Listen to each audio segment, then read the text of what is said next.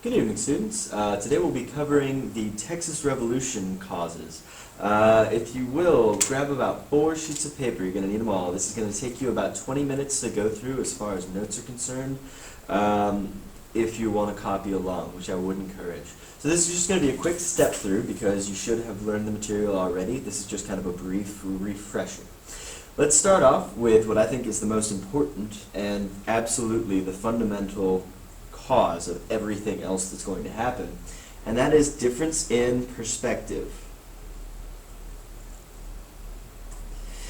With perspective, I like to use the symbol for spectacles because, well, I think it fits the word pretty well. You're seeing things in a different lens from somebody else's point of view. And here, there's nothing but different points of view. You have Mexico and the U.S., and this is what creates all of these other conflicts. For this part, I'm going to use the Anglo settlers as red, and then the Mexican government as green. For political, the Anglo government did like the Constitution of 1824. That was good. That made them happy. However, in that Constitution, there was no Bill of Rights, which means that they were very, well, unlimited as far as government was concerned. And, as a matter of fact, that's the way that Mexico enjoyed it.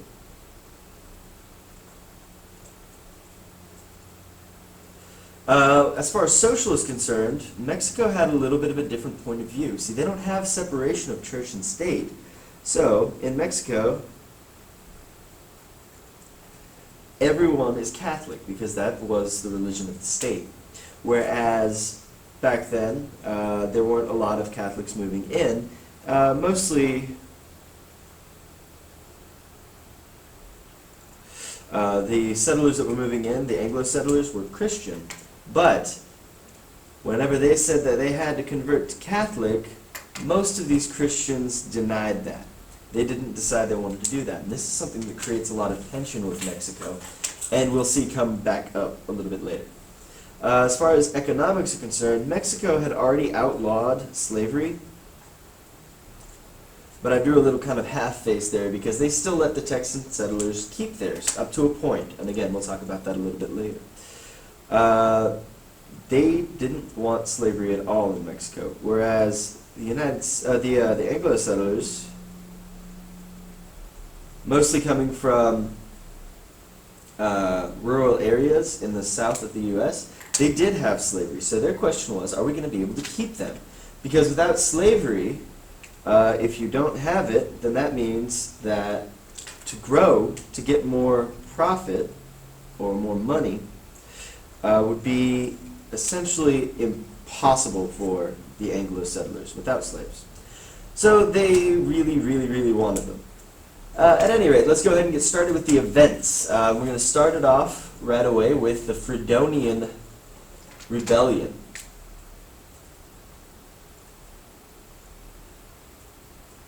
Now here you have two guys, the Edwards brothers, and they come down to Texas. They were what were called impresarios, and they came down to Texas to essentially sell land to more Anglo settlers. However, when they got to their land, they found people were already living on it.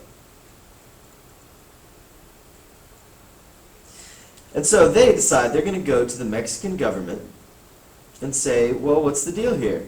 So the Mexican government, instead of siding with the two brothers, decides to settle with the people that were already living on the land. So basically, they get to stay there. Now this made the Edwards brothers real mad. So what they did is they left and they made their own country. Woo. This isn't Texas. This is Freedonia. And they're like, oh man, that's so cool. We just came up with that name all on our own. It has nothing to do with the fact that we're free from Mexico. Not at all. No. But in Freedonia, they kind of started to rebel. They looked for help from Stephen F. Austin and other settlers, and none of which really aid them out too much. But this is definitely a precursor for the rest of these events leading up to the revolution. They don't really get much from this. They end up having to run away. The Mexican government completely shuts down that revolution very quickly. So, why is it important? Why is it significant? Well, this plants the idea, this plants the seed inside of the Mexican government's head that these Anglo settlers are willing to do whatever it takes, including violence, to get what they want. And once that seed is planted, everything else that happens makes it grow just a little bit more. So, when they have that seed planted in their mind, that leads directly to a letter. What happens is, this is where we have the Mir et Turan letter. Now, Mir et Turan, this all comes from the idea of Freedonia. Because you've got Mexico, and they're thinking about Freedonia. They're thinking about the consequences of it. They're thinking that the Anglos are willing to do whatever it takes in order to get what they want. And they're trying to figure out what's really going down in Texas. This whole thing with Freedonia has got them all worried.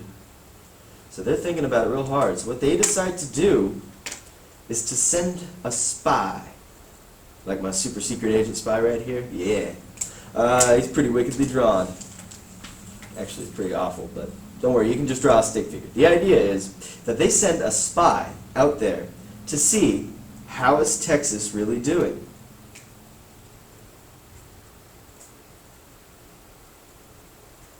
So he's real worried about that.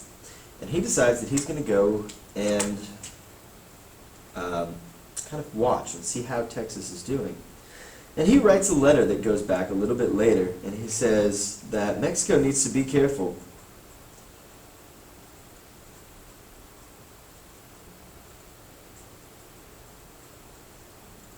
He's real worried because Texas, what he sees is that there are 10 Anglo settlers to every one Mexican, Anglo settlers compared to every one Mexican settler. So he gets real worried, sends that letter back, and what that directly leads to, the exact effect of that letter, is one of the biggest causes of the revolution, because this is where things start to get really tense. This is where you get the law of April 6th, 1830.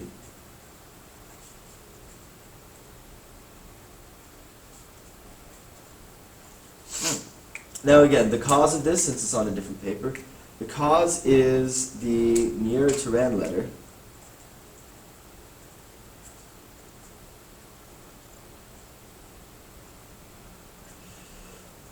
And what this law is trying to do is to stop the Anglo influence and increase the Mexican influence.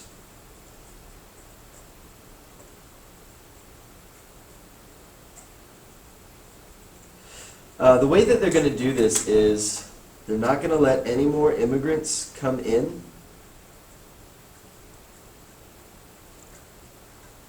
from the United States.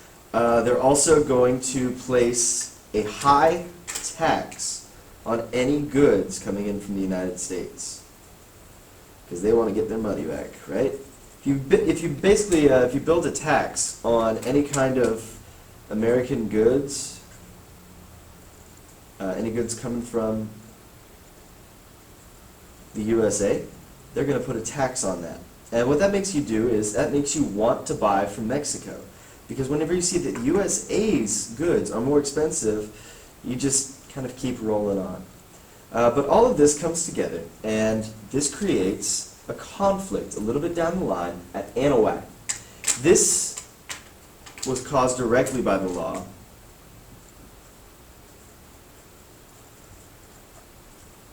And this is all because of that tax that we just talked about. They basically were taxing, and you had to go through Anahuac in order to pay taxes. And people really didn't like this. They had to go to one specific spot. They had to get off their ship, walk down, and pay their taxes. And here's how we always remember Anahuac. When you go to Chipotle, you always get charged extra for the wok. And down here at Anahuac, you've got to pay your taxes. You always have to pay extra at Anahuac.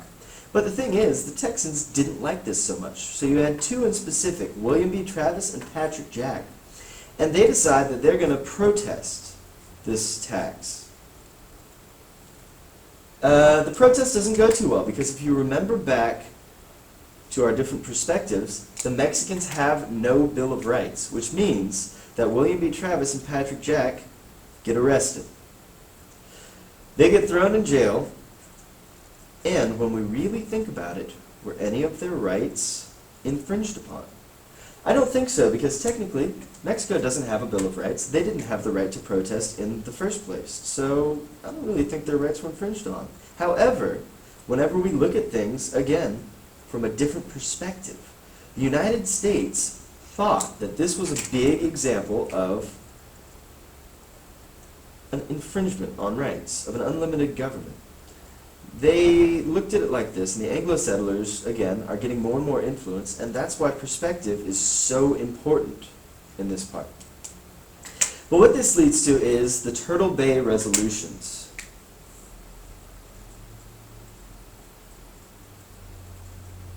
And this was the Texans around Anahuac, who are basically saying that these guys over here, William and Jack, well, they don't represent all of us. You see, Mexico, what they're trying to get us to do is to slow down like a turtle. Okay, everybody remember? You got your little sign language for turtle? Whoa, whoa, whoa, Mexico, let's put on the back brakes. We are slowing down. We don't want a fight. In fact, we are not revolting. There are two things we really like here. Number one, we like the Constitution of 1824. We also like Santa Anna. Those are all good things. We want to slow down. We want to break this tension because they are not trying to have a revolution. There are very few people causing trouble. But since Turtle Bay said that, there ended up being a battle very shortly thereafter. This is the Battle of Velasco. Now this was caused not by Turtle Bay, this was actually caused by the conflict at Anahuac. And this is that battle that we're talking about that was very ironic. We all love irony, and we are going to love it even more. See, why is it ironic? Well, this whole thing, this whole battle that was started over two cannons was because you had a group of people coming in to try to break William B. Travis and Patrick Jack out of jail.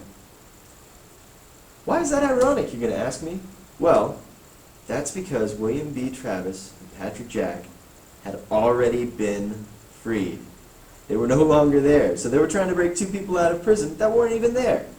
But this is a Mexican loss, and they ended up running out of ammo. They were allowed to return back to Mexico City. What this really does, we always have to ask ourselves, these little tiny anecdotes, why is Mr. Boudreaux telling us this? Well, why is it significant? This right here increases the tension between Mexico and the Anglo settlers, Mexico and Texas. Both sides are going to increase their tension because originally things were starting to slow down after Turtle Bayou. But the two parties are both now kind of in a weird spot because obviously there's a little bit of revolting going on. And it kind of makes Turtle Bayou look like it wasn't genuine. But this increases the tension on both sides. And so that's what leads to these conventions. This is Stephen F. Austin starting in the first one. These are the conventions of 1832 and 1833. And these, Stephen F. Austin starts the first one.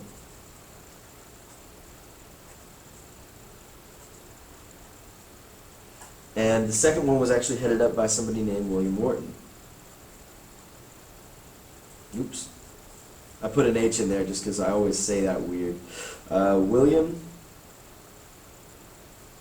H. Wharton. So these two presidents, what they're essentially trying to do is to diffuse that tension. We have a list of something here, and it's just kind of like what we do every New Year's. We try and list out our resolutions. See, they're trying to take everything that's happened and say, well, what if we can avoid a problem? What if we can avoid a fight? At least at the first one. They don't pass that because San Antonio decides to not be behind it. Stephen F. Austin doesn't want to bring it up without the proper support. However, a year later, William H. Wharton leads this, and he's a little bit more radical. And remember, that's talking about how he's a little bit more willing to do things, willing to push Mexico further, not because he's like riding around on a skateboard being radical. So William H. Wharton, he's a little bit more radical, and during the second one, he decides to send Stephen F. Austin. He's going to go down to Mexico. The reason they send Stephen F. Austin is because, well, he commands a great amount of respect. But the reason Stephen F. Austin went, because he didn't really approve of this, this list of resolutions, this convention. But he went because he was fearful that if left alone, William H. Wharton would be willing to push Mexico too far.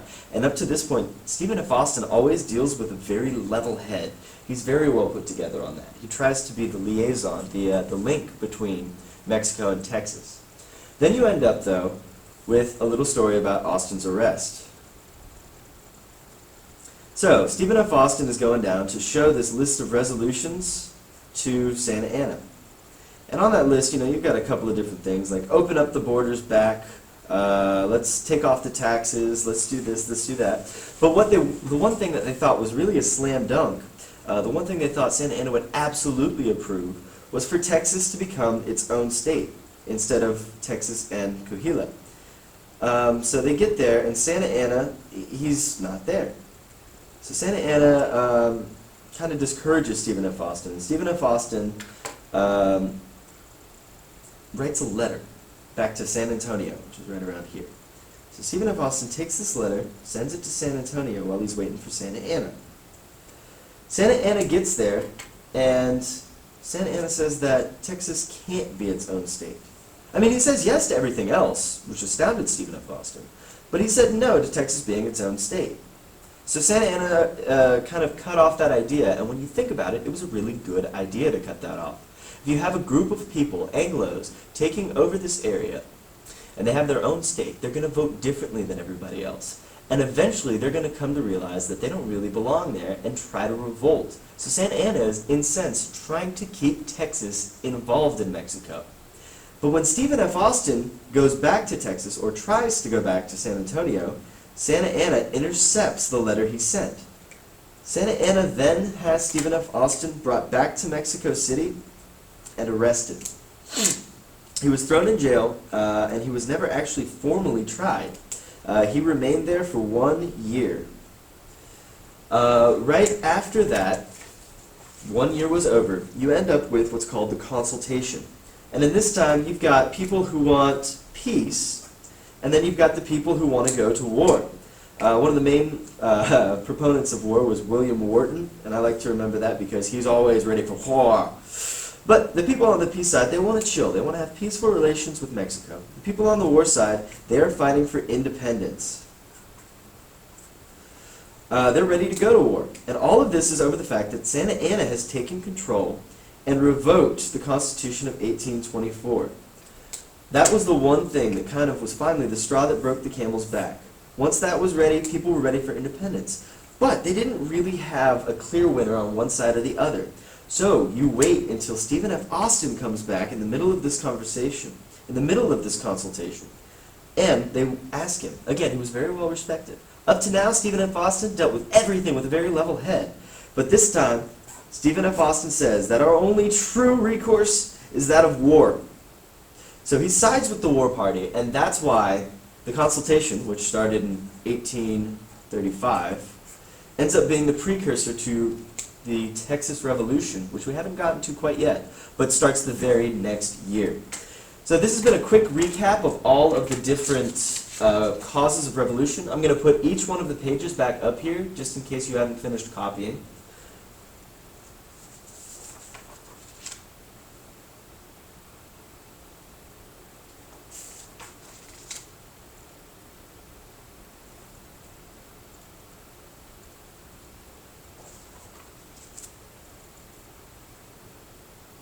All right. And I hope you guys have enjoyed it. I will see you all in class tomorrow, and have a wonderful day.